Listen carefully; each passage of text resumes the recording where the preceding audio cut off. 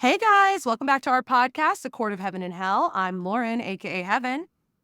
And I'm Ellie. I'm also known as Hell. And if you don't already know, we are a book podcast that focuses on different romantasy series and novels. Today, we will be continuing our coverage of A Court of Rings and Ruin by Sarah J. Maas with chapters 36 through 43. The episode will include plot summaries of each chapter, as well as discussions about characters, events, foreshadowing, world building, themes, and more before we finish off with any possible theories and Massacre's connection. Last week, we covered Elaine being a seer, lingering tension in the inner circle, an attack at the library, Miriam and Draken's people, and possible portals in Prithian. With that, I want to go ahead and give you guys a spoiler warning that we are fully diving in, so we may need to speak about the other books in this series. If you have not finished your other works, you will be safe to listen until we get to the theories portion, where I will go ahead and give another spoiler warning. However, if you have not read all the books in the ACOTAR series, you want to go ahead and save this video and then come back and join us when you're done. Please see our show notes for content and trigger warnings. We are an explicit podcast for adults. Check our past episodes. We have deep dived into the rest of the Sarah J. Maas universe, and we've covered other popular romantasy novels. Lastly, take some time to rate and review us. If you're watching this video on YouTube, make sure to like and subscribe and let us know your thoughts in the comments.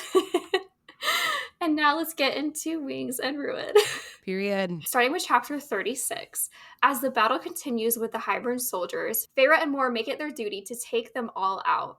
When they finish, Rhysand lets Feyre into his mind and sees his POV. He is attacking soldiers on the main ship as the King of Hybern himself steps into view. Chapter 37. The King of Hybern laid a trap that diminished some of the High Lord's powers and waited to see which one would come first. Thankfully, Rhysand was smart enough to realize this. Feyre is telling him to make the strike to kill him, but Rhysand said he can't for multiple reasons. It would look bad on him, it would turn the Hybern people even more against him, and also he doesn't have his full power right now. The King of Hybern teases him about Amarantha and threatens Feyre as Rhysand makes his strike, but it goes straight through the king. It is not actually him there, but an apparition of himself. Chapter 38, Rhysand throws Feyre out of his mind, and she's back with Moore and catches her up with what she just saw as she comes to terms with how deadly battle is. The summer court is in complete chaos. Feyre locks eyes with a badly injured Varian, and she is reminded that there is a death wish on their heads. He tells her to go into the throne room, and Tarquin is there waiting for her. Originally, Tarquin thought they came to finish them off and not help them, but Feyre explains that they came to help because they have the same dreams.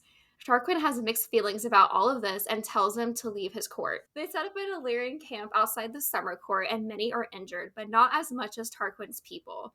Knowing how deadly the war is becoming, Rhysand and Feyre decide to move the High Lord meeting to a sooner date. Feyre convinces Rhysand that they shouldn't wear their mask at the meeting and just be honest with them and show them. Morning comes, and they all finally go back to Valoris. At the house, Nesta and Amren learn what has happened as Feyre notices that Nesta is now learning history lessons of Prithian. In an awkward exchange between Nesta and Moore, Rhysand tells Moore to prepare and finally choose a place for the High Lord meeting that is to happen ASAP. After everyone catches up, Feyre asks Rhysand to take her to see the Bone Carver. Chapter 40. The visit with the Bone Carver is quick as Feyre demands he chooses something else as his payment. He refuses while also giving away Feyre's secret to Rhys that she sees their son. Having made no progress, they leave the prison with Feyre showing Rhysand how the Bone Carver appears to her. As they return to the house, startled, they find Elaine in the kitchen with Nuala and Caradwyn. Seeing her sister up and interested in life brings Feyre a sense of relief and elation. She and Rhys leave them to it, sharing a tender moment of their own. The next morning, Feyre runs into Nesta, who is close to figuring out how to patch the wall. She wants to know why Feyre ran into battle without hesitation, and she simply says she had to because people needed help. Chapter 41, with messages dispatched to the High Lords about the meeting being moved up, things are very busy and chaotic around the Night Court. Baron finally agrees to come, and the meeting place is decided. It will happen in the Dawn Court. Nesta and Amren continue their intense training, so close to accomplishing their goal, and Feyre seems to be struggling with nightmares again due to the stress of the impending war. The day of the meeting finally comes, and everyone is dressed to the nine, especially Feyre. The inner circle seems to be coming back together as they all compliment and joke with each other before heading to the meeting. They are all surprised as Nesta comes down the stairs, also stunningly dressed, and declares she will be attending the meeting with them.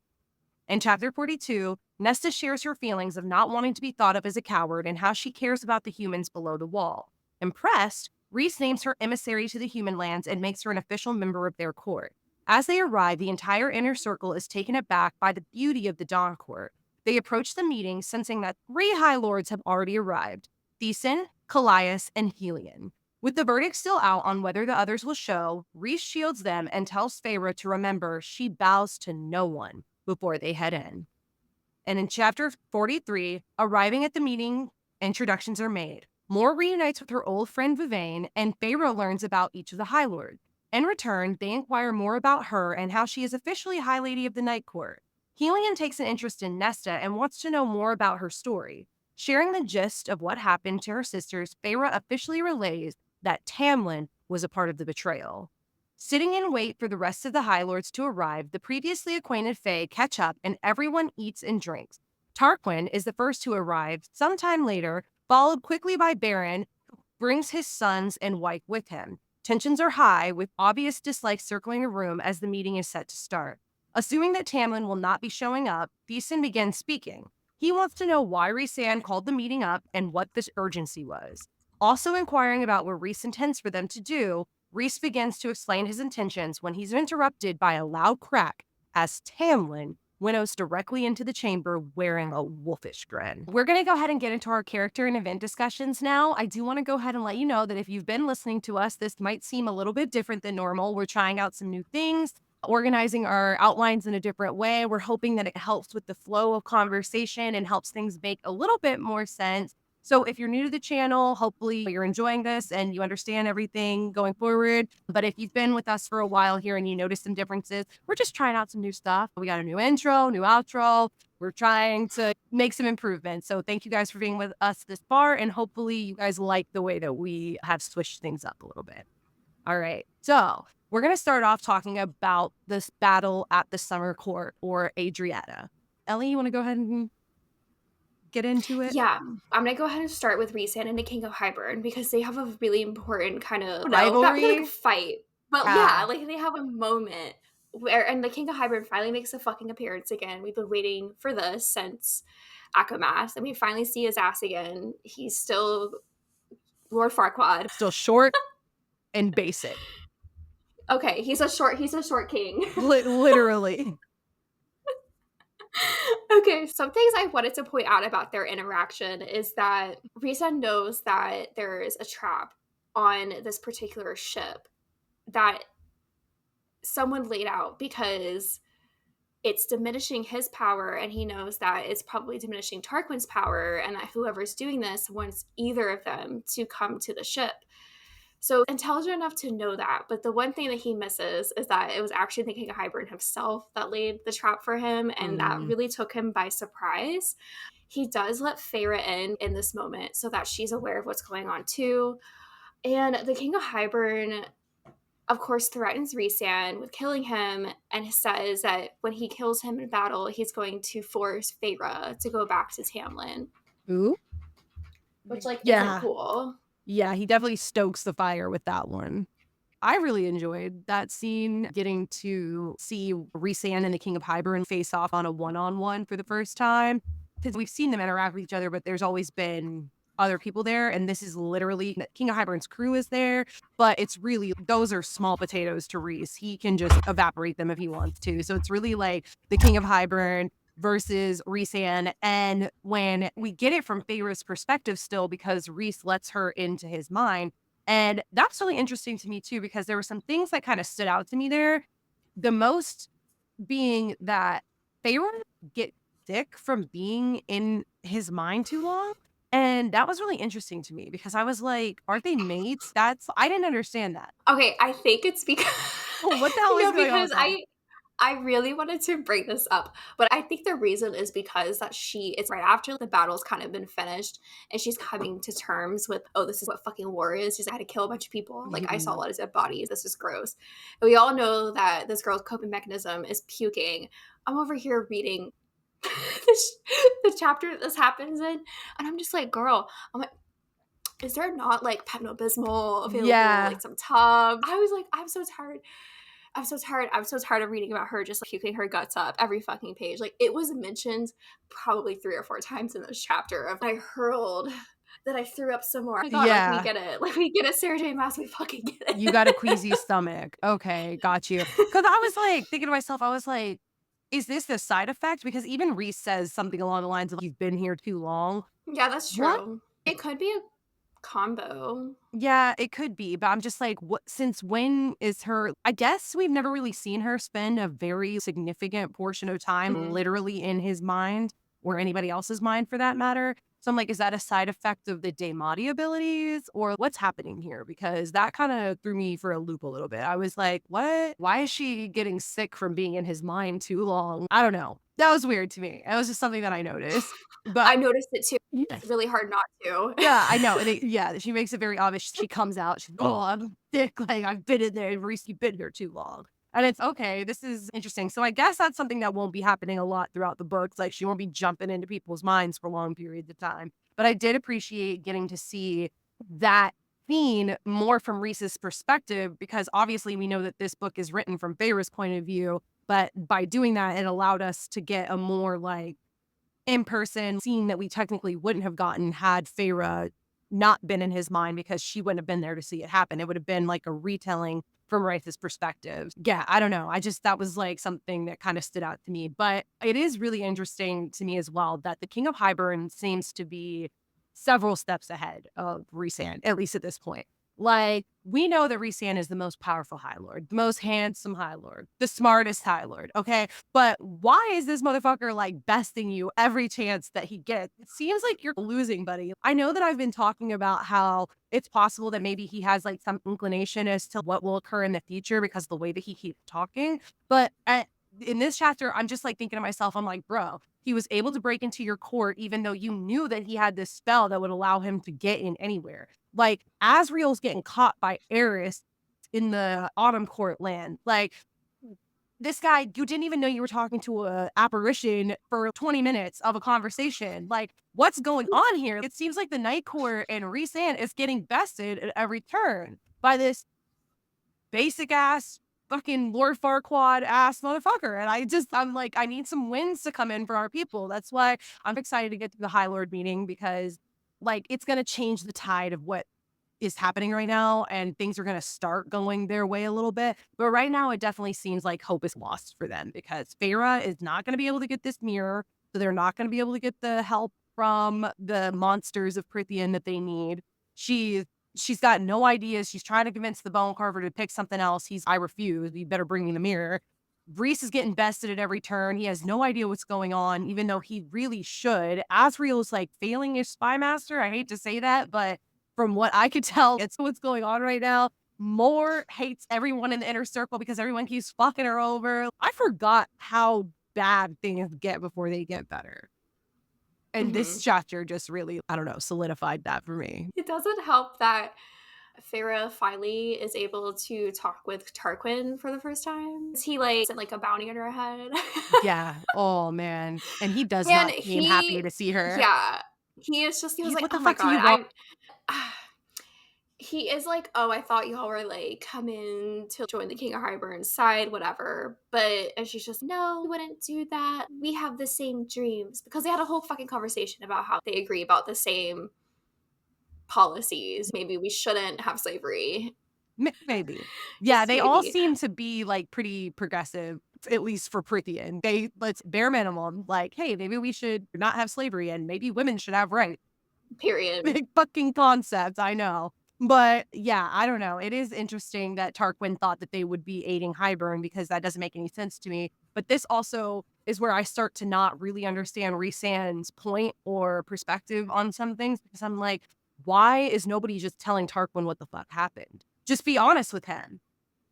Why are we keeping secrets at this point? It's oh my god, it bothers me because I will say, and I'm probably gonna talk about this even more next week, but Rhysand, you've been putting on this mask that you like to say literally for hundreds of years.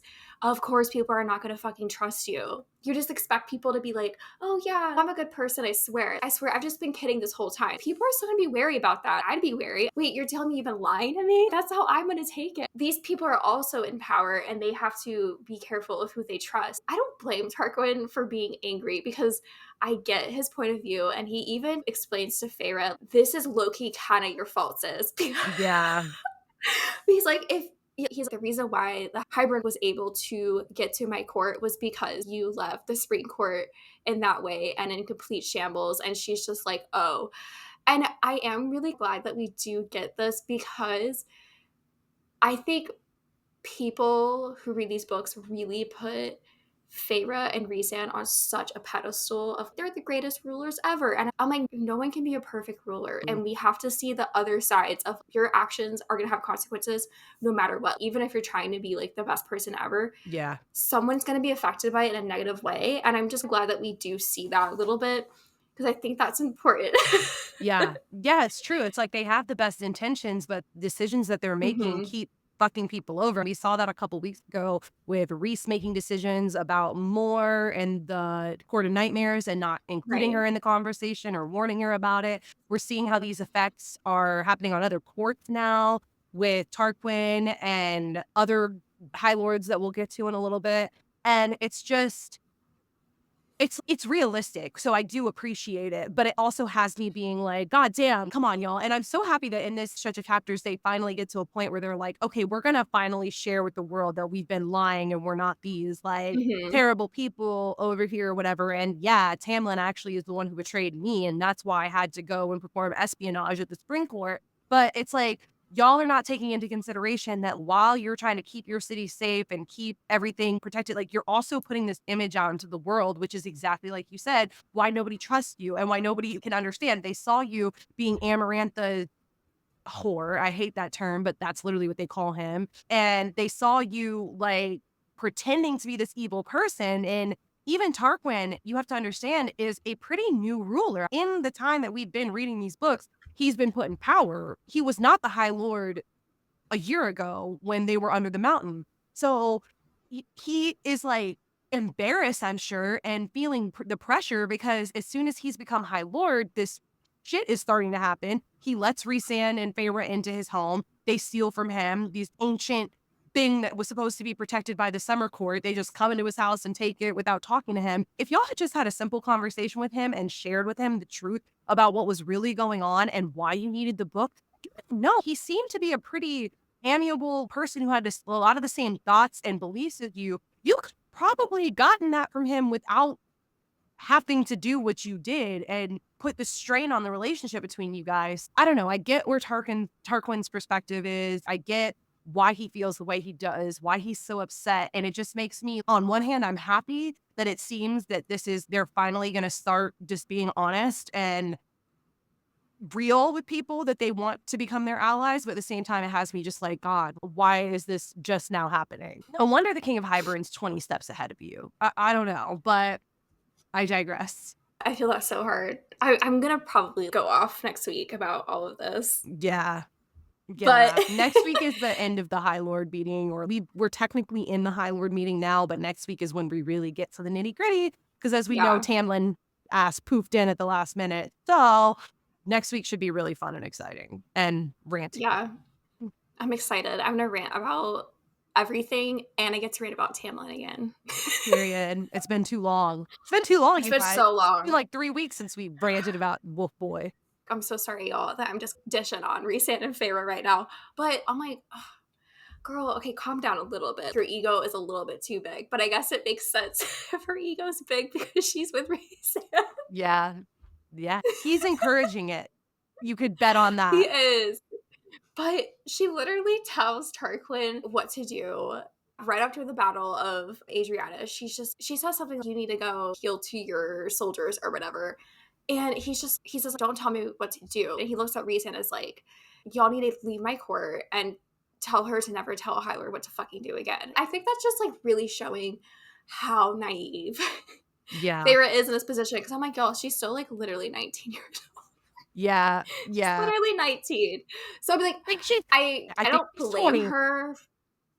Okay, I don't blame her for it. But I think, Just chill. like you said, that is very much encouraged by Rhys. And we even get that from what he says when Tarquins tell her not to tell a High Lord what to do. And he's like, she's High Lady. She can do whatever she wants. So on one hand, I get what you're saying about her being naive Mhm. and needing to learn and actually take a step back and realize that she, as we learn, as you're puking up your guts because you've never seen true battle before, you're not necessarily the person who should be telling anybody what to do in a war. But at the same time, I'm also like, she has to step up and let people know that she is more powerful than just a person who's with a High Lord. Because we know that for whatever reason in Prythian, they don't respect women on the same level. And most of Mhm. these High Lords, their wives, their partners are not considered equals. And Rhys very much wants the world to know that, like, Feyre is his equal. Like, we're mates. We're literally equal in every way. And I'm going to treat her like that. And so I think that being a High Lady, being such a new idea, Feyre is going to have to, like, bulldoze a little bit and demand respect and power from people. I'm not saying that that was the right place to do it because it's like I said, you guys have already, tensions are tight with Tarquin. You could be a little bit more thoughtful about how you're relaying your messages, especially if you want somebody who doesn't necessarily like you the most right now to listen to you. But I think that with people like Tamlin and Baron and I guess not Tarquin, but just people like that, Helion was giving her some pushback in these chapters. Mhm. You're gonna have to demand a certain amount of respect because otherwise people are going to treat you how you let them treat you. So I think that I see both sides of that coin, if that makes sense. I think she was definitely wrong in the Tarquin situation and that she probably should not have been there telling him what to do. But at the same time, I get it because she's going to have a backbone and she's going to have to let people know, no, I'm not just some chick that's having sex with Rhysand. I am High Lady of the motherfucking Night Court. Yeah. Yeah, that makes sense. I almost wish that Sarah J. Maas wrote that part differently because when she was telling Tarquin, oh, like, you need to tend to, like, you're wounded or whatever, I just feel like it could have been more powerful. Like, saying something different Yeah. other than that could have been more powerful. She definitely is, like, a Yeah. little bit big for her britches. Half these people don't even know that you're actually mated in High Lady of the Night Court. Like, 90% of these people are That's just so finding that true. out. But it's also, like, I don't know. Like I said, it's a double-sided coin because it's like, on one hand, I completely agree with you and understand what you're saying, and then on the other hand, I'm like, yeah, but she's gotta stand up for herself and give that boss bitch energy or she's gonna get fucking trampled on because these dudes are Yeah. 500 plus years old and she is a fucking baby in comparison. Not to mention that not only is she young, like literally young, especially compared to these 500-year-old dudes, 500 plus. They said Baron's even older, but she also is the girl was like a peasant. I hate there's no other word. I hate to say it. Like the girl, she doesn't even have the kind of training that Nesta and Elaine got because they were older when their parents fell out of wealth. This girl grew up in the fucking woods hunting for food. She knows nothing about politics. She barely has manners. Mhm. She couldn't read a book ago. It's not like she's a 19-year-old who, from the moment she was born, has been trained and taught how to be a ruler. And because there are people that like, it's like, you're going to be king one day. So your whole life is learning how to be king. That's not the case for her. So it's just, I don't know. I Right. definitely think there's going to be some hits and some misses. And I definitely, like I said, think she's going to have to bring that boss bitch energy. But it's like, there's a time and place because that was definitely a mistake, I think. And like you said, it could have been such a good opportunity for her to mend things with Tarquin instead of, unfortunately, making them worse. So I agree with you. I just think it's a fine line that she has to walk. No, I definitely feel that because I'm definitely always for women in power being like, Serving cunt. never mind. I don't, yeah, I'm always for women in power telling men, oh no, you're wrong. I'm right. Yeah. Like, I also am a baddie. But Listen to me. I just, Exactly. I think just the whole scene just showed that she doesn't have experience with politics because she literally doesn't. She She doesn't. literally doesn't. She Quite doesn't. literally doesn't. She's like literally a teenager. It's like, yeah, girl, you fought a worm and you saved Prythian and Like, you escaped an abusive relationship, which these are all accolades and things you should be proud of. You came out of yeah. trauma. You bagged the baddest hottie in Prythian, but you still don't know shit about politics. So there has to be a certain humbleness and humility that you Yeah, approach like, situations with. I know we'll get some of this in the High Lord meeting, but I think what I was saying earlier, when I say I wish the situation was different when she decides to speak her mind and stuff, if a man in power is being mean to her or rude to her or trying to make her small and she is like, no, this is what you need to do, I would have been like, go on. I was like, but Tarquin's literally just get big population of his people just fucking die. Oh my god, poor Tarquin. I do think that Feyre will slowly find that balance, and I hope that it starts to happen, like, sooner rather than later, and I hope that she's willing to learn from the people who have been in the positions before her. That is one thing I will say about Feyre is I do think she's willing to learn, and I like I said in a previous episode, I do respect and love that about the inner circle is one thing is that they all keep each other in check. They all Yeah. nobody just lets this person go off and do whatever they want. They hold each other accountable, and I think that's a good thing. Yeah, hopefully Feyre will learn quickly and she'll pay attention, and we know that they end up getting the help that they need, but I literally cannot wait for some of these showdowns between everybody in the next couple chapters before we end part 2 because, yeah, I know that these exchanges at the High Lord meeting are, like, solid gold, and there's gonna be so much to talk about next week. So to finish off the scene at Adriata, I don't know if this was known and it flew over my head, but it says that Cassian has healing abilities. Mhm. And I think we learned that Asriel did potentially in the other books. Well, I didn't know that. Yeah. I think I knew a little bit about that because when he gets shredded at Hybern, when they, like, rip his wings and come back, he Mm. does begin to heal. Like, obviously, he needs more assistance healing, but I think they mentioned something about him being, like, a little bit faster healing than, like, most people. No, I meant he's able to heal other people. Oh, nope, didn't know that. Didn't know that. Because like at the that's what I didn't know either. Because at like the Lyrian camp, Fair was saying that there was healers there, and Cassian is able to do like little healing stuff and not like Okay. intense things. And I was like, I wonder if that's from oh, the siphons, like, if both him and it was. Asriel had It's it. from the Oh, okay, siphons. okay, It's that from the makes sense, that makes siphons. sense. Good call out because, like, I literally just read that and I don't even remember that. I remember them being at the Illyrian camp and, like, Cassian going around and checking on everybody and that he has to tell the families about anybody who's Yeah, passed, but I did not remember that. But speaking of him talking about or telling the families, it just reminded me so much of the prologue of this book and almost made me wonder if that's why they right. threw it in because I think Favorite even mentions it, like remembering Rhys Yeah, telling her a story about when he didn't know if Cassian and Asriel were alive, and we got that perspective from him in the very beginning of this book. So that was like a little callback that I was like, oh, I love their relationship. They're so cute. The Bat Boys. I love the Bad Boys. Yeah. I like the two of them, but anyway, Yeah, I love all three of them. I love all three of them. I like two of them. That's fine because you can have the other one. I do still love Rhys, but he definitely has some issues.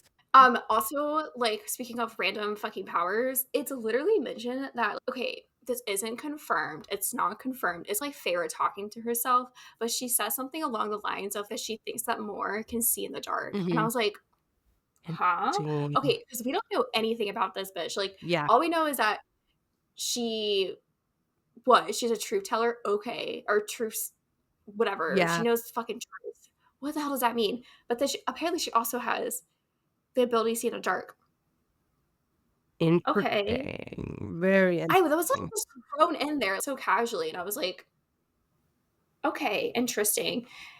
I I wonder if have that's some questions about Court of her. Nightmare shit. I don't I know. don't As they know. live underground and, like, shit's dark down there. I don't know. Essentially, maybe Maybe. it's just it's giving evolution. She adapted. She evolved into being able to see in the dark. Maybe. I don't know. But that is really interesting. And then finally, with more, just to end this little scene, this is technically a little bit of a transition, but they come back and Cassian is still at the Illyrian camp, healing everybody, making sure that the families know who's passed on and stuff. And they get back and all of them show back up at the house other than Cassian, and Nesta's there and she like looked really nervous and she shows her hand a little bit, which is like the first time that happened. And she's like, where's Cassian? Like, where's Cassian? She doesn't ask if he's okay, but she's just like, where is he? Why is he not here with you guys? And Moore immediately snaps at her and is he's busy and you better not be rude to him like when he gets back or whatever. And so you see a first little is Moore feeling a little threatened for her man because he's not your man, first of all. You've made that very clear. Neither Azriel or Cassian is your man, so I don't know why you're so touchy and possessive of them, but it does show Nesta's hand a little bit and also Moore's hand a little bit that she is jealous, even though she doesn't want these men. Something going on there. Something going on there. But Yeah. I know a lot of people don't like Moore, and I've always stood by the fact that I did like her. But there definitely are Mhm. tendencies where I'm like, yeah, some of the shit you do is a little bit bullshit. Like, a little bit bullshit. So starting to see that a little bit. Next up, we are going to talk about the visit to the bone carver that Rhysand and Feyre has. There is not a whole lot of character discussion to go on about this part, but it is very interesting. Feyre is obviously feeling very stressed out. She's got her nightmares are coming back. She's not getting good sleep. She is worried about the events, seeing that Tarquin is still pissed at them and might not be like willing to help them. She's freaking out. So she goes back to the bone carver and she is very nappy with him and they're set on accomplishing this goal. She doesn't even bring a bone for him, which the bone carver points out. You're not even doing this right. Like, where's my bone? But yeah, she goes to him and she demands. This is another example of her like getting a little bit too big for her britches. You need to pick something else. Like, you need to pick something other than this mirror that you want, that you're willing to help. And he's, no, unless you want to give up your firstborn child, call me Rumpelstiltskin. I'm sorry, but no, I'm not going to accept anything other than this mirror. He's like, why? Are you afraid? Are you afraid of it? Afraid to look into it? And it definitely made me question, like, why is he so adamant about this mirror being the thing that he gets? Because I think we've talked about this before, but when he gets the mirror, he doesn't even use it. He just wants Feyre to experience whatever she's going to experience by looking into this mirror, because otherwise, what is his motive? Why is he so steadfast about the mirror needing to be the thing that she retrieves for him in order for him to help? He doesn't give it to the Weaver. He doesn't use it. Well, what the fuck is the thing with this mirror?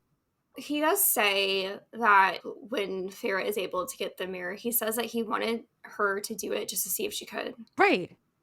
That's crazy to me. Maybe going back to our theory of the Archerons being from the ancient Fey warrior, Mhm. maybe he's trying to see if he's right about that. That could I mean, be. maybe. He could be That could like, be it it. could be something about, yeah, that could be it. It made some But, sense. and I brought this up a little bit last week, but I have seen people online talk about how they fucking hated the plot point of the mirror because it's just, oh, like, I just wanted to see if you could, and that's it. That's all that it. It was, what was the point? Yeah, just, like, making Feyre confront who she really is. Is he big braining this shit? Is he know something that, like, if she sees in the mirror, that she'll react differently? I don't know, but yeah, it's interesting. The more and more we focus on just how much he's demanding that she get this mirror, what the fuck is what is the point of this, sir? Why is this the end all be all? She offered you anything else, and you still are just like, "No, I wanna see if you can get this mirror." So I don't know. That was really interesting. And then he also lets like the biggest cat out of the bag, which also struck me as something I hadn't really thought about at this point. But like, why hasn't Feyre told Rhysand that she sees their son when she goes to see the bone carver? It's not like it should be some secret. Right. I don't know either. Yeah. But he finds Maybe out. she's just, yeah, he finds out. But I don't know, maybe she doesn't like think to mention it, but I don't Yeah. know. Yeah. I'm also curious about now that Rhys has gone back to see the bone carver, because he is. At first, he's, like, standing on the outside of the cell, and he doesn't wanna come in, and then he, like, walks in and stands in the door frame. Yeah. It made me think, because somebody commented on our video a couple weeks ago saying that the reason that Rhysand sees Jurian is because he was there to ask about Jurian, and it I wasn't 100% sure about that. I was like, I guess I could see that, but I don't know if that 100% makes sense to me, and if that is the case, it makes me question, does he see Jurian now? Or what does he see now that he's not asking about Jurian, if he saw Jurian because he was there to see Jurian? So I don't know, but it definitely made me picture or question, okay, so is he seeing somebody else now, or does he always see Jurian when he goes to see the bone carver? I don't know. I don't know either. It's just the only thing with that is like, why would I'm assuming the bone carver has some type of pattern. So I'm like, if it's like what you're going to go ask for, Feyre wasn't going to go ask about her Yeah. future son. I said that That's the only I thing. said that too. That part didn't fit in with the pattern, but at the same time, I don't necessarily know that there is a pattern. I'm sure that there That's is, but true. I don't know if we've discovered what it is yet because unfortunately we still don't know Right. what Cassian saw. We know that Rhysand saw Durian and we know that Feyre sees their future son, who I'm not even sure is Mhm. their actual future son. But that was like a little bit of a plot hole to me here because I think I've pointed this out in another episode, but the bone carver literally gestures to himself. He's like your firstborn son and gestures to himself. But technically, Nyx is not the same exact description as what we get, the description we get for the bone carver that Feyre see.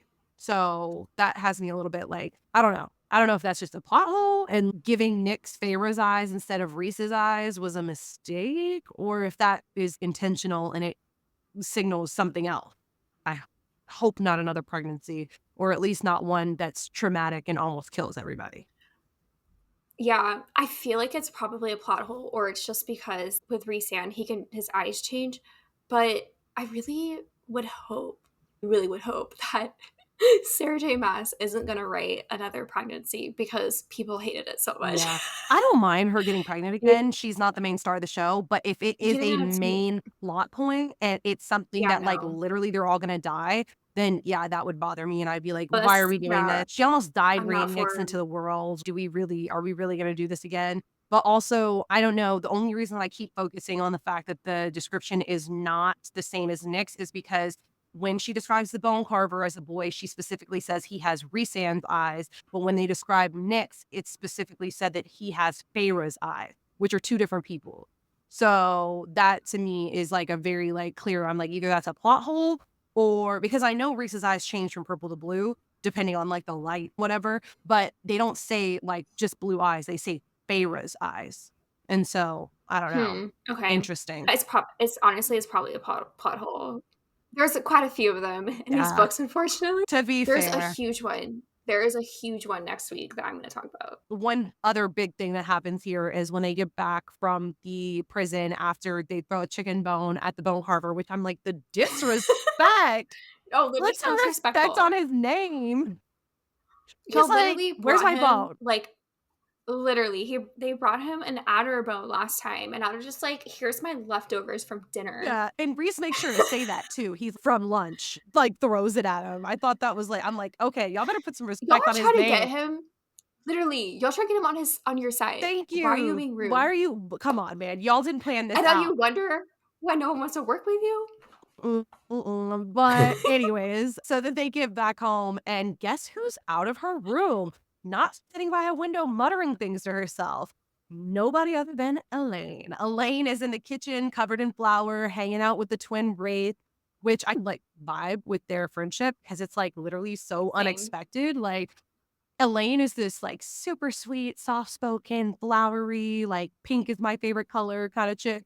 And Nala and Cara Dwayne are just like in the shadows, like blending in, spying on people for Asriel. And it's just kind of thought that these three would be the three amigos. But it's good to see Elaine out of her room and talking and excited about eating and learning a new skill. And it's just such a flip from where we've been in the last few episodes with her that I was really happy to see it. She's not really in this stretch of chapters much, but that was a pretty significant moment. And I do think that her finally getting some answers as to what's been going on with her might be a little bit of the spark that is inciting her to finally come out of her room a little bit as well. Also makes me question if Lucian being gone has anything to do with it. I was gonna say that. Like, The second that Lucian left and Asriel was like, "Let's go see the garden," she's all of a sudden better, and I'm like, yeah. "God," I'm like, "Is that?" I mean, I will say I hate this, like, love triangle situation going on. I typically like love triangles, but I'm like, I think I hate it because we're all still waiting. Like, we say this literally every episode, but, like, what the actual fuck? Why are we still waiting? Yeah, with But no news. it's the way that the books were, like, flip-flop so much between Asriel and Lucian be, like, the one for her, Mhm. and I'm just like, It's driving me crazy because Azriel being the one who, like, helped her out of it. It's giving, like, Cassian with Nesta. It's giving Rhysand with Feyre. Right. And then also her literally being besties with, like, his shadows also is just, like, really kind of signifying that.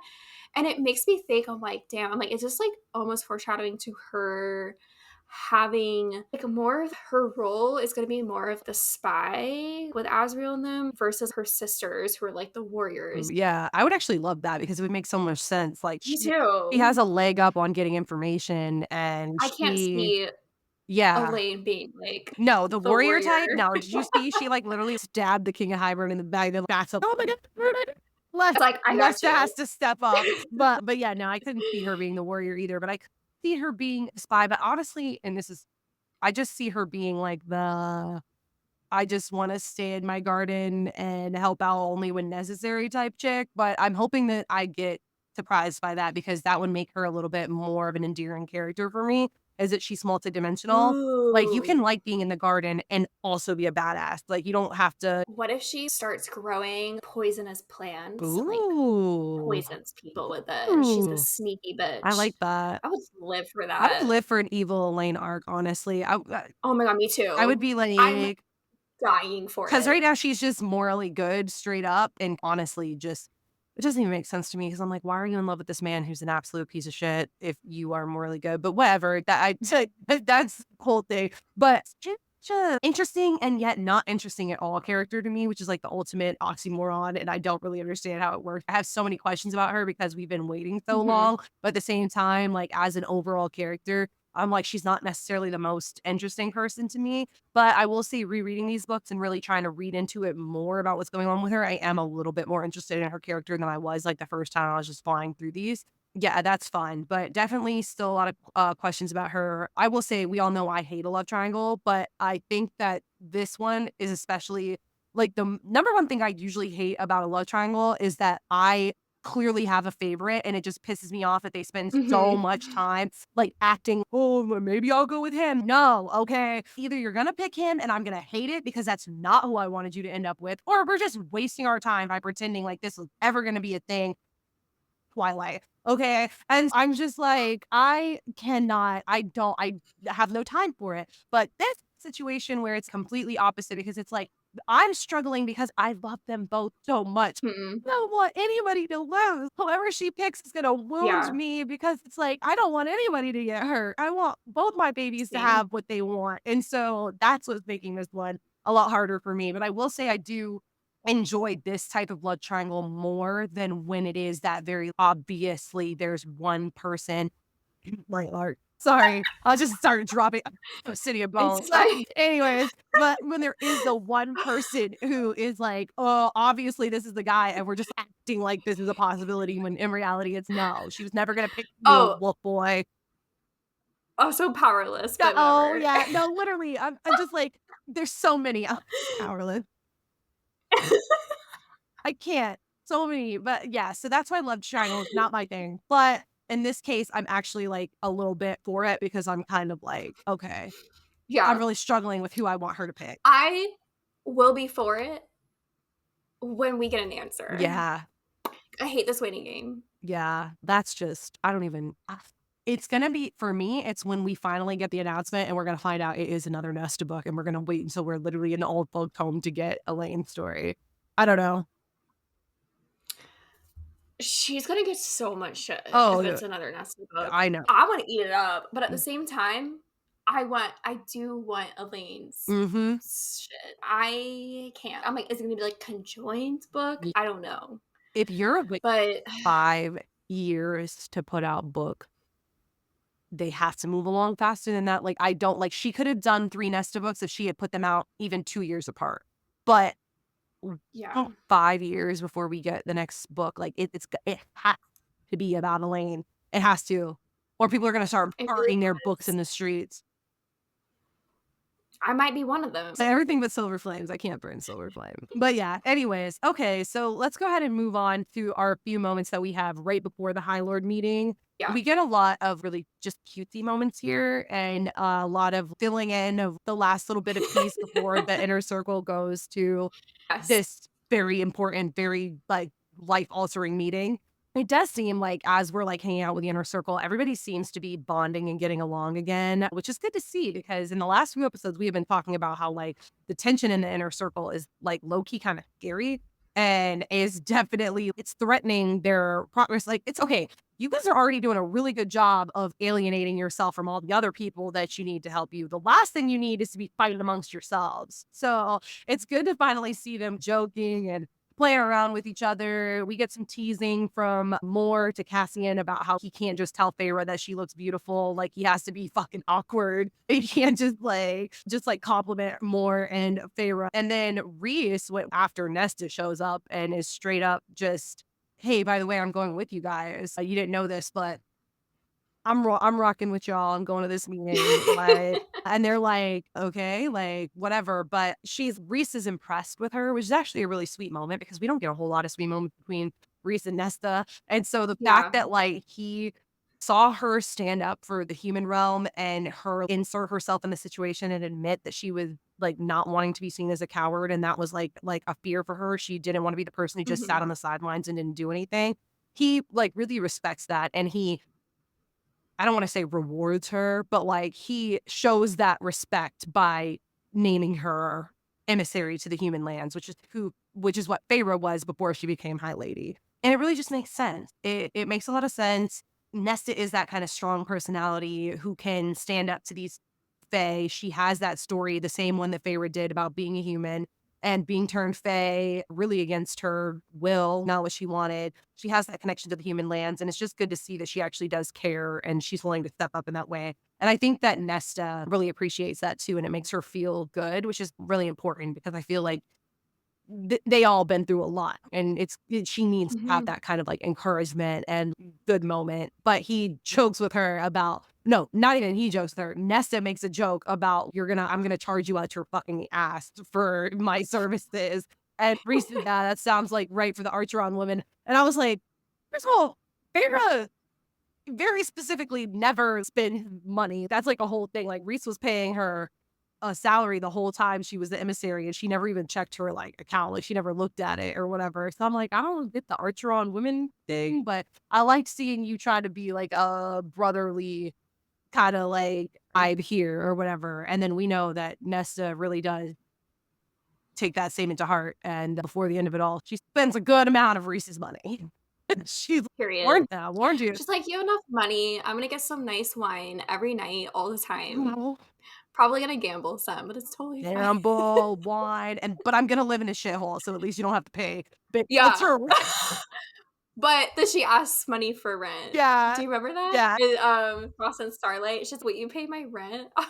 You're renting this fucking one-bedroom shack that you're living in? Really, Yeah. it's a shithole, Yeah. girl. Yeah, it's like, literally, it's all of Valaris is this gorgeous, stunning, like, city, and then it's, like, this shithole over here that is, like, this slum that Nesta just happens Yeah. to find and live in. I'm like, "First of all, Reese, why is there slums in Valaris? And second of all, of course, Dude, found right. this.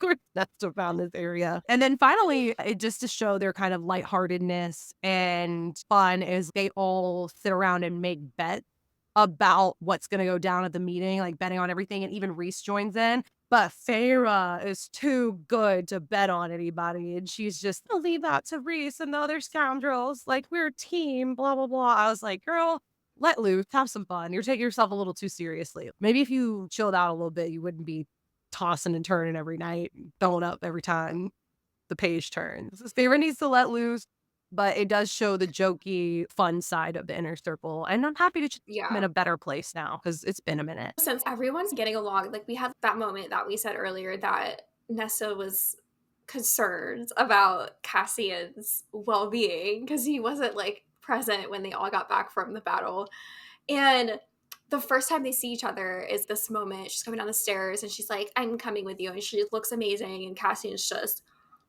jaw drop to the floor, like, "Oh my god, let me, like, not be weird, but, like, I'm staring at you." Mhm. And she plays it off, "Hi," and he's, "Hi, Nesta," and she's just, "Oh, you're okay?" And he's, "Yeah," and she's, "I don't even care." But we know she cares, obviously. What? She just has issues Why was that like showing that she cares about people. Why was that such a perfect that's probably exactly, like, how it went down. She's, "Yeah. No. Hi. I know I have you wrapped around my finger, but I don't care about you that much. Girl, you got it bad. You're down bad, and he's down bad, Oh, but they're both trying not to feel it." I'm down bad for Yeah. them, like, Jesus. And it's the way that Feyre was, like, you could see the tension in the air. I'm like, Everybody's always, like, looking at them like, everyone's "What's like, going on "Y'all over need to here? just" What's going on over there?" But also, look, I Oh my love that, god. like, Cassian gives 0 fucks about the fact that Moore is literally standing there waiting on both of them to winnow them to the High Lord meeting this whole time, and he's Oh, not do you even yes, looking at her, and he takes just staring at Nesta's Nesta. hand and holds her hand, and then he just, like, reaches back to Moore, "Take this away." I'm like, "Ooh, girl, he put you in your place fast." She needed to be humble. She needed to be Yeah. humble. Mhm. Sorry, but she did. I'm like, "You're not interested in him anymore, Yeah. so move on, move on." And to be fair, Cassian's never really been the pining over more type. That's always been Asriel. So if we had a Right. thing years and years ago, I love you. And it's weird to say like a sister because we did have a thing Mhm. very long ago. Well, I love you as a very good friend, but I got a bad Yeah. for this siren bitchy ass fucking, I don't even know, serving cunt ass bitch over here. My sights are on different eyes now. And also, I just love how whenever Feyre describes her beauty, Nesta is supposed to be that bitch, okay? Like, she really is. Like, Feyre's like, she had no jewelry on, but I guess you don't need it when you look as, like, stunning and beautiful as her. Any kind of jewelry would only detract from her beauty. And I was like, okay. Meanwhile, Feyre's over here in a floor length, like, sparkling gown with, like, jewels all over her and a star tiara, and I'm like, "Alright, I see the difference here. I see the setup for these 2." Yeah. I feel like Nesta is just more I don't know. I'm like, I don't even know the word for it because I wanna say classically beautiful, but at the same time, she's very stark looking in Yeah. my opinion. She's very Yeah, in a classic way, which, like, typically classic beauty doesn't really go with sharp, it's more like soft features. that is so Feyre's more like the glam. yeah. She's like the glitz and glams, Mhm. and Elaine's more probably, like, the most classic beauty of them 3, Yeah. and Nesta's just like the I don't even It's know, interesting because Feyre not Feyre, siren? Elaine is literally always described as the most beautiful of the 3. Yeah, So when you say that, I think that makes so much sense that it's like that classic standard beauty. She's super soft, super cute, super feminine, yeah, just beautiful. Feyre is in the middle of the 2 of them, I would say. Like you said, glitz and glam is actually yeah. like a really good description of that. She like lives for the skimpy outfits of the night court and the jewels and the like you said, the dramatic lips and all of that. That's very Feyre, but Nesta is just striking. Just like you said, just sharp, Yeah. striking. Like her beauty isn't necessarily like the first person that you would look at and be like, "Oh my god, that girl is like beautiful," but then like, it Mhm. makes you look twice. She's striking, and like when you take her in, like she's very can't touch this kind of vibes. At least that's how like I see it. Like they all I 3 see it look like that very too. similar to me, but it's just like those are the little differences. Like very Mhm. different, but it's literally like a spectrum, like where Feyre's in the middle, Elaine is like on the softest, and then Nesta's on like the hardest. Okay, Mhm. I see the vibes here. But that's also like their personalities too. So I'm pretty Yeah. that's on purpose. And I Period. three sisters are really going to end up meaning a big thing when we finally get to the end of all of this in 40 years when the last book comes out and we're all in our nursing home reading about the Archeron sisters. I think we're finally going to find out that the 3 of them really had a lot more to do with this, and it just makes sense. It makes sense. There's a lot of talk about the 3 sisters, 3 mountains, 3 is a very important number in this world and this kind of journey, and I think that the 3 of them are really gonna end up it's gonna matter. They're important. Shut shit down. They're important. They're Period. very important Let's the way go. this all ends. It's giving the High Queens Yeah, of Prithian exactly. vibes. Period. But yeah. Okay. But yeah, I love that things are finally, like, solidifying with Cassian and Nesta. They're, like, letting people in on the secret now. We know it gets a little bit worse before it gets better, but the signs are there. The signs are there. Oh my god, I love the tension. I think I love their story so much because the burn is, like, so many books, Yeah. and it's just, like, little moments like this, you're just like, "Oh my god." Yeah. I love it. Farrah's, like, our Glitz and Glam's girly pop. Rhysand's, like I know, like, we're married and all now, but, like, now is, like, the best time, I think, to show you this. Take you to It's my favorite place. Yes, and he takes her to this room right above the first floor of the library in the House of Wind, and it is just like a cave of all his family jewels glowed by these glowworms, and Yeah. everything's beautiful and amazing and ornate, and she's just Yeah, jaw on the floor. On the floor. She's like, "This is mine." And of course, yeah. Reese in his He's like, dramatic "If you want it, fashion, you can have it. he You can sell it if you want. melt it, burn it. You can do whatever you I don't want. care." Way to just spit on this vault and just act. It's just pretentious, but whatever. That's Reese in a nutshell. Love him, but he is, yeah, he's a pretentious bastard. But yeah, it is really, really a cute moment. We also find out that it's warded very heavily to the point where Reese had to fuck around for a minute before they were able to even get inside because it was so heavily warded. And it's warded to literally only let Feyre, Rhysand, and any of their possible offspring into it Mhm. in the future. Yeah, but it's a very interesting situation because of what the room itself actually is. This, I don't know if you want to talk And about it. yeah, no, it's in Frost and Starlight. We learn that it's a pocket dimension. Yeah, which is I'm like, pocket dimensions? An Akatar? crazy. Yeah, it makes me question so many things. Rhysand? What else is in the Rhysand can pocket make dimension? pocket dimensions? Rhysand, you know how to go into different dimensions? That's interesting. Very, very interesting. Reese knows so much, dude, and he just keeping it all to himself. Like, you just like casually take her, don't tell her shit about it, not educating her on what these things are, but just showing off. Very interesting. But yeah. And then the last thing that I wanted to say about it was that when Reese comes down the steps, because everybody was down in the, I don't know, living room waiting to go to the freaking High Lord meeting. And Reese comes down later than everybody else and he sees Feyre, who is, let's not lie, she looks fucking gorgeous. She's stunning. She's in a repurposed Starfall dress. She decked out to the nines. Her makeup's done. Her hair's pulled up. She's stunning. But he looks at her and he gets emotional. And like to the point where like Moore and Cassian kind of avert their eyes a little bit, like they know something that the rest of us don't know. And it made me wonder, like, if the crown that Feyre chose, because Reese let her pick whatever she wanted from the jewelry vault, and she said that she just went with the one that kind of called to her, and it reminded her of when the ring sang to her when they were in the Weaver's cottage, and she was looking for that. It makes me wonder just a few things. A, is this some sort of made object because we know that the like calls to like situation. And Mhm. then B, was this Rhysand's mom's crown specifically that she would wear? Because why is he getting emotional over seeing her in it? So yeah, those were a couple things that I was just like, I wonder. It's interesting that they threw Right. that in there. It I feel like it matters, but Yeah, it's I could totally see it being his mom's crown. I could totally see that. yeah. Which is Or like so, his mom's crown or like the crown that maybe his sister wore or was gonna have or at some was gonna point. wear. That's true. Right. Yeah, that is true.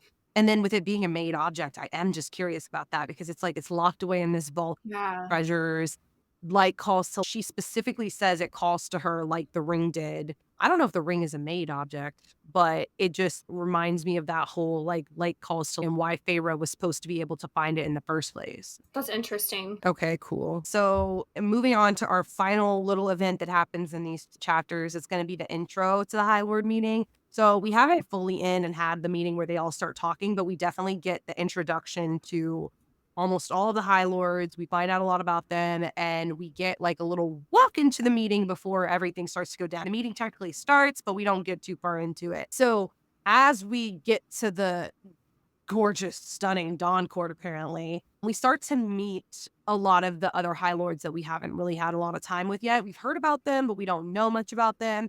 We get to meet Beeson, the High Lord of the Dawn Court. So we find out a few things about him. He has like an aerial legion that is made up of these Fae called the Peregrine, and his captain is also his lover and possibly his mate. It's thought that the two might be a mated pair, but nobody's 100% sure. He's quiet and stoic and just stands behind Thiessen like a bodyguard. Doesn't really Mhm. say anything, but is just there. But it is known that the two of them are partnered.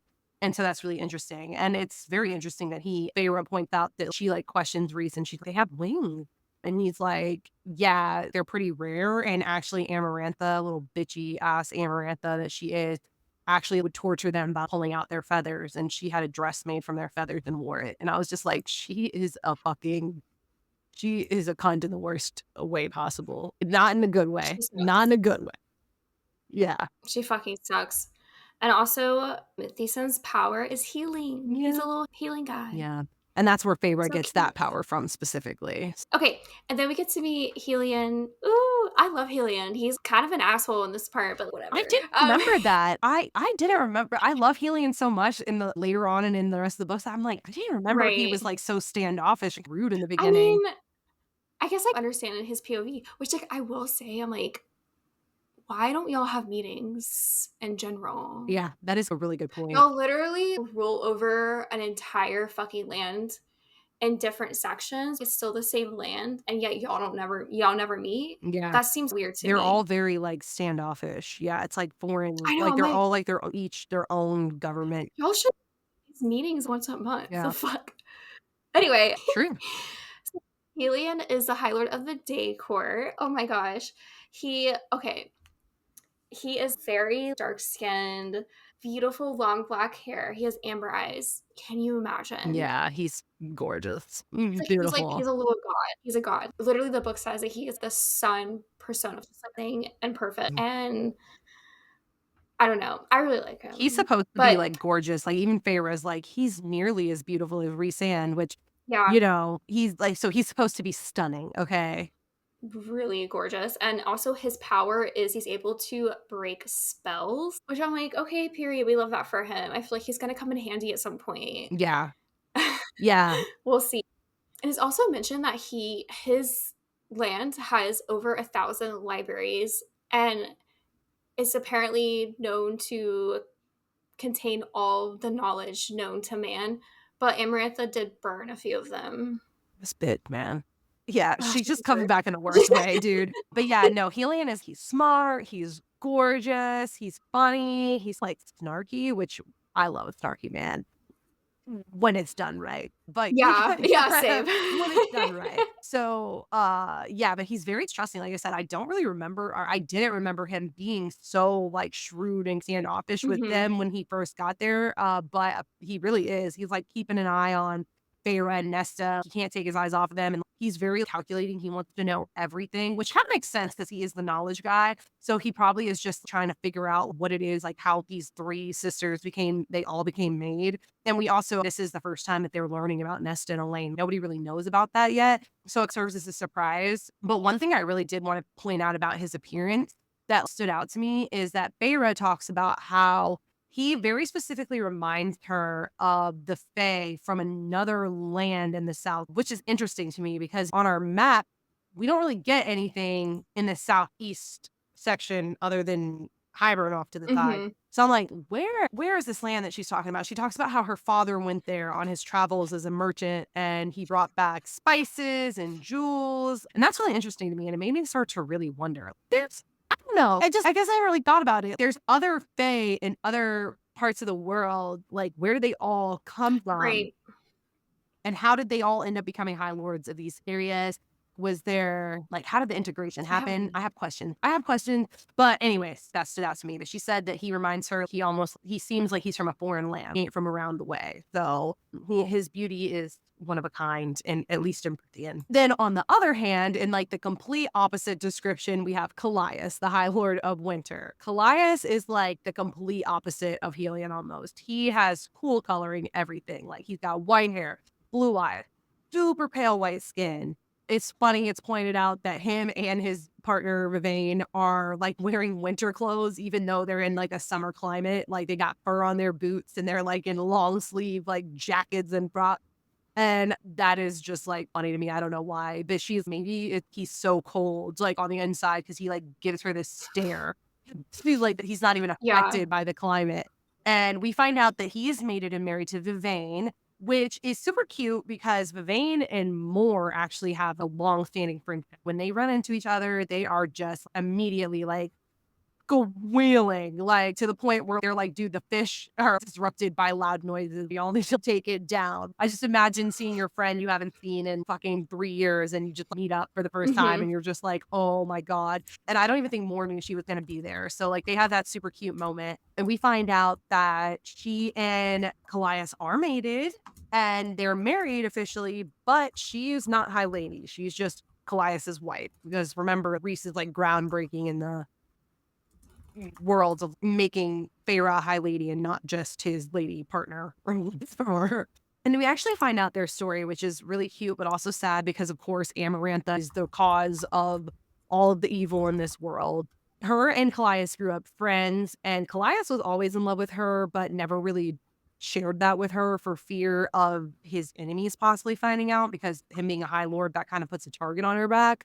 So he stationed her on the edge of the border to keep her at arm's length when all the High Lords went to the meeting with Amarantha right before they got trapped, the same way that Rhysand sent out like a warning signal to the inner circle, telling them what was happening and throwing down the bond. He was able to get a message to Vivane asking her to protect his people, which Vivane faithfully did. And Vivane is actually that bitch because she not only kept the Winter Court locked down and protected his people, but she also took in refugees that were able to flee to the Winter Court during like the whole 50 years that Amarantha was in charge or whatever. So she's really like a badass. And when they got out, he came back, confessed his love to her. They finally got married. And the night that they coupled for the first time, the mating bond fell into place.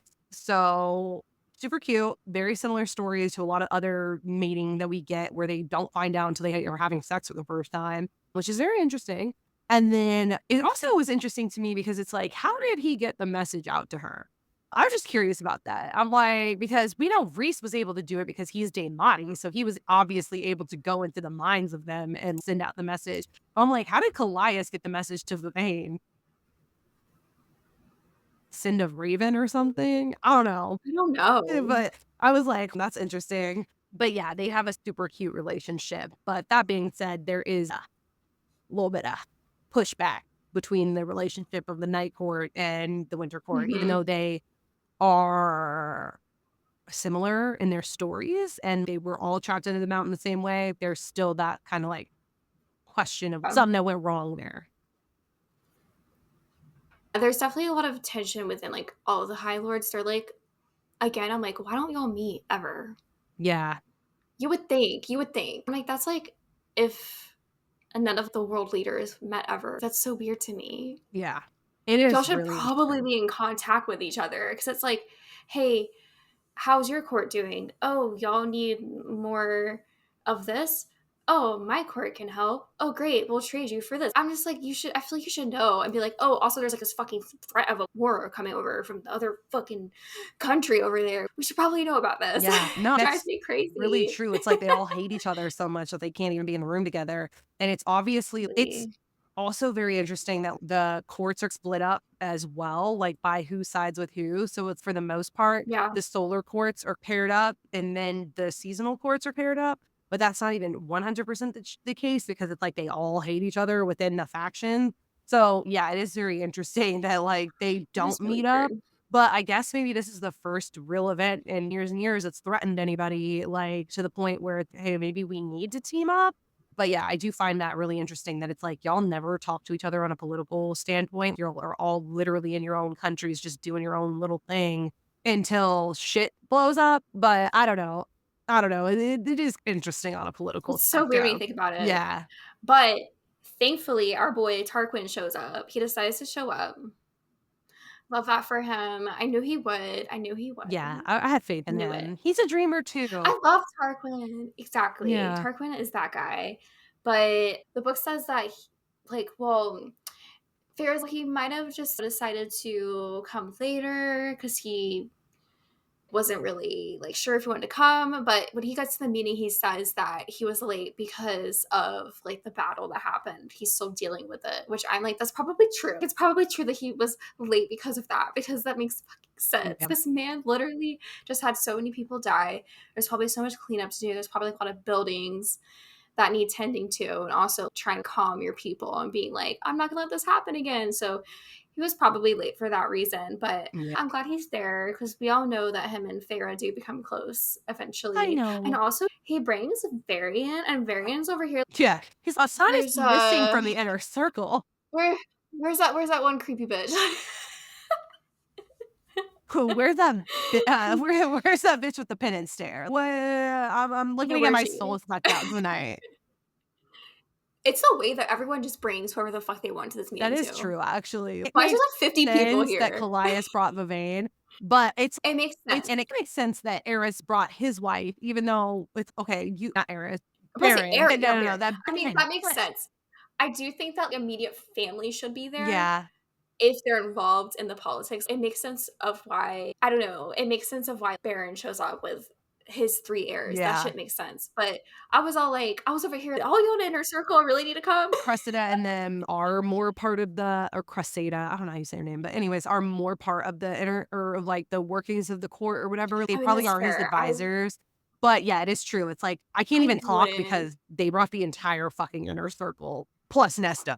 Except for Amryn. She's like the only person. Yeah, Her and yeah, literally just Amryn that's is the it. only person who doesn't fucking But come. Nesta replaces her. Yeah, I get Nesta's point of being there to explain proof Yeah. that like Hybern did this shit. I get her stance. I don't really. It's just hard because it's like who's welcome, who's not welcome in that aspect. But I wouldn't be showing up by myself. Tamlin does. Tamlin. Bro, be showing up by himself. I'm Tamlin, like, good luck. an idiot. But think about it. So stupid. Tamlin, this is a statement actually. Tamlin don't have nobody to show up for him, okay? We really Tamlin's don't. court is in shambles. Tamlin has who's he gonna show up with? Dianthe? Feyre is liable Oh, to can you beat that bitch's imagine? ass on sight. There is no That would have way. been He crazy. has That would have been the no biggest one. slap. Yeah.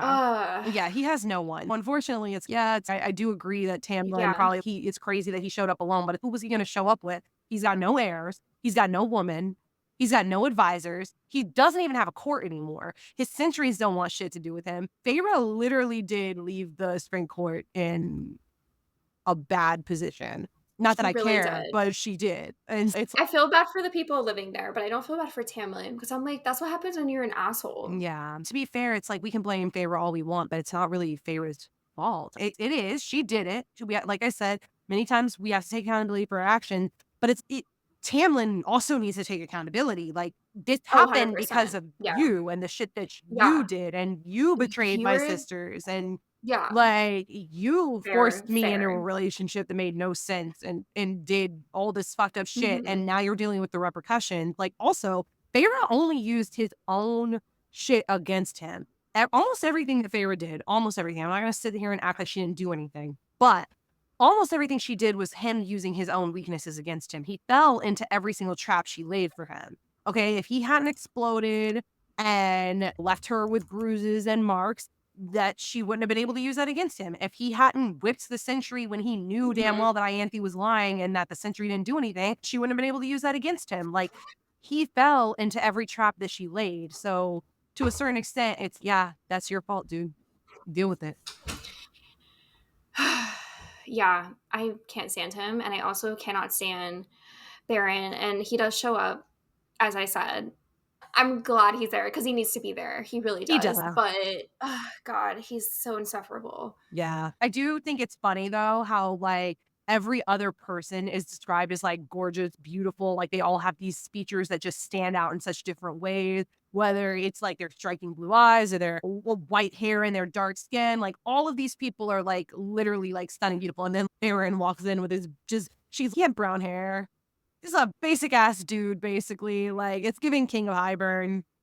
It's giving average. Like she doesn't say shit about his beauty. So we find out as well that like his kids all get their hair and their coloring from the mom because she's got the red hair and obviously Baron has brown hair. But we also find out that he is the oldest of the High Lord. So if these motherfuckers are like old, he's older. It's interesting to me because I don't know why, but I was getting the vibes that not Thiessen, that Helion was the oldest. And so it was interesting to me that Right. Baron was the oldest. It makes sense. He's had so many sons and he's been king of the Autumn Court or High Lord of the Autumn Court forever and ever. But it was very interesting to me because I was like, I don't know why, but in my mind, like Helion was the oldest. But I am thinking that Helion and him are probably pretty close to the same age, considering what we know about the Autumn Queen and what Right. their whole They're vibe probably, like, is. yeah, very similar ages for So, sure. yeah, They I probably, figure like, grew up maybe together and maybe shit. they're like 100 or so years older than like the other ones. We know Tarquin is like the new like he's the newest High Lord. Yeah. He's been High Lord for the Yeah.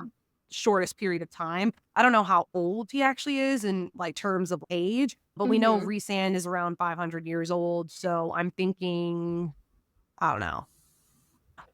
I don't know. It's He's, like, 6 interesting. or 700 years old probably. Yeah. I don't know though for sure. It's Yeah, up we for have no debate, idea. What but if he's like 10,000 years old? That's so crazy that these people could be that fucking old in this book. I doubt he's that old just based on wait, how old's events. Lucian? Lucian's old as shit. Old. I I think remember he's Lucian's older older than than yeah, he's Rhysand. older than Rhysand and Tamlin. So I'm like, damn. I'm gonna say he's like It's 1,000. so I'm gonna say weird 1,000. to think about that though, It's weird. because it's like Damn, he really be stuck in his mhm, ways. mhm. It's just really weird. It's also how did you let this little punk manipulate you when you're older than him? But anyway, I dig. I'm gonna let that go. I don't want to get into it, but yeah, the ages are very interesting to me because it's just anybody could be any age, but they're all like the same age. Like they're all described as Mhm. like in their mid 30s, like looking, but they're all old as shit. And it's just really interesting to me how the hierarchy of age works. Because it might turn out that Rhys really is like one of the youngest High Lords, but he's the most powerful. Right. Because I'm pretty sure Baron was the High Lord when Rhys's dad was in charge. So we know that was like Mhm. years and years, hundreds of years ago. I don't know. Gonna be a funny thing in these books. But yeah, so finally he walks in last, not technically last. We know Tamlin's ass is last, but second to last, and he brings his sons, his wife, everybody sits down, the chairs are all filled up. So they don't think anybody else is coming. Now there's like a showdown at this part. Everybody's looking at everybody, and Eris' brothers are mean mugging the night court, and everybody hates each other. The hate that we've been talking about this whole episode is on full display. Everybody hates everybody. Nobody wants to be here. They're all like, Rhysand, why the fuck did you drag us out here? Like, why'd you move up the meeting? What's the point? What's going on? And so the inner circle is finally getting ready to share the truth and drop the knowledge on these people. And right as they sit down to get into it, Tamlin's ass shows up and disrupts everything. So we end this week on a major cliffhanger. Next week should be a lot of fun. We're going to get into some more fun character discussions next week. I'm actually, like we've said earlier, about like we're actually pretty excited about next week because the people's true selves start to come out. We got a lot of drama going on. It's fun. It's drama. It's a fun scene in this book before we get into the really serious kind of last part where the battles and shit start happening. But all right, guys, before we go, let's touch on just a little bit of like world building and foreshadowing, anything that happens here. I don't think there Oof. is too much foreshadowing. I have maybe one little thing to point out, but there is some important things that we like learn in this chapter that we want to talk about.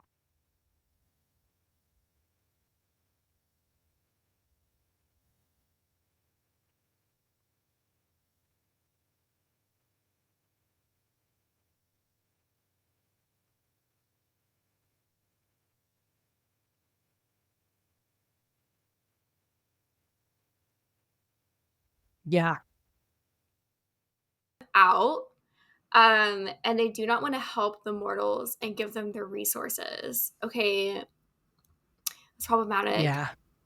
It's really problematic. I'm like, bro, you and your people feel hurt because someone who is the same literal race as you is no, we're not the only people existing. We should also help other people. It's literally giving white supremacy purist vibes. That's like the best way I can put it. I don't even know. I don't even want to say it's a touchy subject. It shouldn't be a touchy subject. It just is. If we are literally equating this to like human slavery, then Mhm. that's literally what it is. I hate to say it, but he's definitely a piece of shit. Like he is giving, like you said, just like nationalists, not Yeah. like we're better than you for absolutely no reason other than we're the superior race. It's I so can't stand gross. behind this I'm guy. like, literally, like, it's so gross to me. So I was like, I don't understand the thought process of, oh, there's like different kinds of people in this world, but like, I'm only going to be okay with like certain ones of them. Like, Yeah. that's just is so icky to me. I'm like, other people exist and can Yeah. exist. And honestly have Calm no down. effect on you. the reason you're pissed is because you lost your free labor and it was wrong in Literally. the first fucking Literally. place. I can't. And it's very interesting to me because we don't know a whole lot about the King Hybern, really. We know that Mhm. that came into power somehow. We don't know really where he came from. It's not like the shit doesn't work the same in Hybern as it does like in the other in Prithian where like it's passed down Right. from generation to generation. Like I got Mhm. questions about where his ass came from in the first place. And yeah, but yeah, it's definitely questionable morals. Not even questionable, just straight shitty morals. I'm gonna be honest. Like It's giving everything he's hateful. fighting for is just it's like It's nobody could trash. be on your side. Like nobody is rooting for you. Also, like Amarantha was your right hand man, and this bitch was a literal fucking psychopath. Like everything that we learned about her torturing people by taking their feathers out and wearing it as a dress, her forcing the humans to live in the dark fucking camps under the mountain, like just so many fucking fucked up things that this woman did, like murdering children, murdering innocent people, trapping the High Lord, killing Jurian and keeping his finger on a freaking necklace and his eye in a ring. Mhm. It never stops with her. She truly is just like the worst of the fucking worst. And that's who you want to hang out with. So clearly you're not good people in the first place. But yeah, his viewpoint and the fact that he can't come out of it and he doesn't understand why Rhysand, he basically feels like Rhysand is a race traitor. And Yeah. It's weird. it's okay, sir. Excuse me. The fact that this is what you're fighting this war for is just mind-boggling to me. Don't you have anything fucking better to do? You have nothing better to do. But, anyways, okay. Anyways, yeah, that was dark, y'all, but Yeah. it's true. Sorry. That's just it's the way she wrote these books. He's not meant to be the fucking good guy. So, sorry, and I'm gonna call it out. I'm gonna call out racism and fucking just like supremacy thought process and all of that. Like we already knew that's where it was going, just the way that like Mhm. Dagden and Branagh treated the humans, like they view them as just like lesser than, like I said, like they're a Yeah. superior race. So, like you said, it's definitely dark, but it's just real. It's just real, and unfortunately, it It's has real. parallels to real life. We talked about this a couple episodes ago, but a lot of the stuff that's going on in this book, it's parallel to real life, and I feel the same way about it as I do in real life. It just I'm not here for that mentality. Anyway, Fucking eh, period. but a little bit of a nicer situation, a nicer place is the Dom Court because baby, we Oh get my the god. castle in the clouds and it is beautiful. Literally. Gorgeous. Okay, Oh, you know how I was like, I don't think I could live anywhere else except for the night court or the winter yes. court or the autumn court? I take it back. I could live in the dawn court. I I take it could back live in the so dawn court. fast. I take it back so fast. Like I want to be up here in the clouds with the rest of the angels, okay? Same. Oh, I love it. Even Feyre is like talking to Reese. She's like, not a competition. Yes, bitch. I was like, I want to live here, bro. Opulence. Opulence is the word. It just the description of no, don't get me wrong. Okay. The description of I was gonna say the moon palace, but the description of the House of Wind is also beautiful, stunning, gorgeous. Mhm. Don't get me wrong. It's literally like hanging over a mountain. It's like the night is open and there's everything's open. It's gorgeous. But this, man, they're like, we're up on a mountain and literally you just see it's like in the clouds. Like you just stand over the edge. Literally in You're the clouds. literally in the clouds. Imagine that. Oh, so pretty. And everything is golden. They was like, if the House of Wind is made from moonstone, then the whatever they call the Dawn Court, I don't know, the Dawn Castle is literally like made from sunstone. She's everything is golden and bright and there's flowers everywhere and it's very colorful. There's pillows thrown on the ground. He has this gorgeous pond. They call it a reflection pool, but in the middle of his sort of room they're holding court in or whatever. And it got fish floating around in it. And even Reese is, yeah, damn, like this might be an addition I need to make to the night court. And yeah, it's just, it's supposed to be stunning, gorgeous. I can't, like, in my mind, I was just like, oh my God, I would just love to spend a week Yeah, here, dude. me too. But Decent seems pretty cool like my too. best life. We could hang out. Like, I'll Mhm. be like, I'll stand there and feed you grapes and fan you with a palm leaf, and I just get to live here. That's cool with me. I don't know why I'm getting that vision, like when he sits on the throne, like he lays there Yeah, and has like like, people fanning him, and he's like being fed grapes. I do I don't too. know. I get that feeling, so I'm like, It's I'll do giving that. it's definitely yeah, it's definitely giving Mount Olympus Yeah. kind of Oh, vibes for yeah, sure. absolutely. That's actually a really good Mhm. comparison. So that's exact because 'cause I'm like, even though they described Helion as like wearing a toga basically, but I'm like, that's the vibes that I get when I Yeah. think of Beeson. I'm just like, he's just laid out, just basking in his chair, like his fans and the grapes. And even then, he's like, they're served exotic fruits and all these different things. And I'm like, man, that sounds like a life. I know I love the night court and I always talk about it, but like, damn, do I want to go live at the dawn court? Like, I want to live in a castle in the Girl. clouds. But yes, gorgeous, gorgeous scenery. They even say it's possibly more beautiful than the night court. So yeah, definitely gorgeous. Oh, yeah. I will say super quick about the Dawn Court is that the book mentions that it has been known to be very neutral in conflicts, Yeah, which is actually which something. I'm like, Yeah. They do say that he does like that he's neutral, but they tend to lean towards the other solar courts if like a decision really has to be made.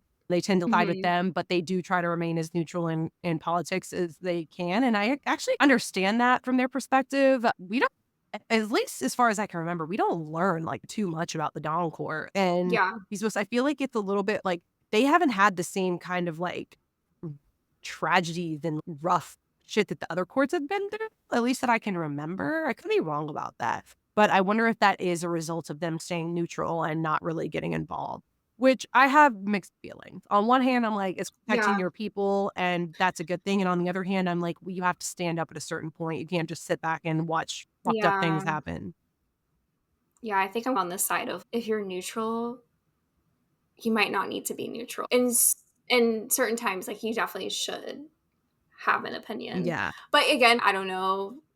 This is just a book, so Yeah, exactly. I don't know what's happened with the Dawn Court. I don't know what they're referring to about like, being neutral, like past events and stuff. So who knows? You Yeah. know, it could be like something that's like super minor, but That is true, but if it was the war for the human with race, like, Hybern, 500 years I would be ago, like, and you didn't pick a oh side, it's yeah, yeah, cool. That's exactly, I'm like, this woo. I see both sides. I see both sides, but it depends on Yeah, when you need to make a decision. But I like to think that when they mentioned that for the most part, in situations where it's really been important, that it has been, like, they've sided with the solar courts mostly. I like hmm, to think that that means that they sided on the right side and that they were on the right side. Because I feel like that's a moment when you have to step up and make a decision. So I'm yeah. hoping that's what it is. And maybe it was the I'm sure it minor is. stuff I'm that they sure don't it get is. involved in, the little petty matters between courts and shit. Yeah, But yeah, one thing that I did want to talk about while we're still talking about the Dawn Court though is like how it stands out to me that Feyre specifically says more seems at home at the Dawn Court. Like everybody else seems out of place except for more. And I'm like, that's yeah. weird. Why was that in there? That's so interesting. Yeah, it's like she's got the blonde hair, but it did make me stop and be like, "That's really weird." Are they saying that she's out of place in the night court? To be fair, Lore doesn't really look like someone who lives in a night court. Neither does Elaine. Yeah, and they've also pointed out how Elaine doesn't really fit in the night court. You've never Literally, they said that have. about Moore, but Moore always like she always wears red when everybody else wears black and blues and cool colors. She has the blonde hair when everybody else is dark in She's very, coloring. like, perky Yeah, her too, personality is very like, extroverted. and everybody else. No, I would say Cassian is extroverted. Asriel is very Yeah, but not introverted. he's not extroverted in the way that's perky girl, if that makes sense. 'Cause some extroverted girls, I'm like, trying to think of someone famous that's like this, or like a character from a TV show, but I cannot think of anyone. Hmm, It's just she's giving I don't even know. buddy. I can't think of I don't anybody either, know. but I would say Cassian is like Cassian's always joking with people. He's not afraid to Yeah, talk no, to he's definitely anybody. extrovert. He's the Maybe he's not they are made for the night court either. We'll oh, see. they're literally giving jock and cheerleader at They really them. are. They always No, have. it's literally like Azriel and Rhysand are like the weird kids in the Yeah, the corner, goth and like kids and the super smart kid who's Nesta, plotting on everybody. yeah, Nesta's like the hot Cheeto girl. Not the hot Cheeto girl. Um, Oh my god. And Elaine's just Elaine is like like the nerd, like oh, the awkward, well, like she gives cheerleader too, but like in a different way. Like she gives student council president. She gives she gives Elwoods. yes, like she gives like everybody loves me, but like I'm not over the top peppy perky, but I'm super nice and everybody Yeah, loves me. Like I don't know. And Feyre's like the popular kid. Feyre's Bella from Twilight. No, I'm just kidding. Everybody loved Bella, but I was Okay, like, why does so everybody wait, love wait, wait. Bella? Feyre's Bella. Nessa's Jessica. Jessica and Elaine's Even though Alice. in the books it's more Lauren, but yeah. Yeah, Elaine is literally Alice. Not us comparing everything to other shit. But yeah, no, the vibes are vibing. But yeah, I will say Moore and Cassian have always given kind of jock and cheerleader vibes to me. Asriel is literally Jasper.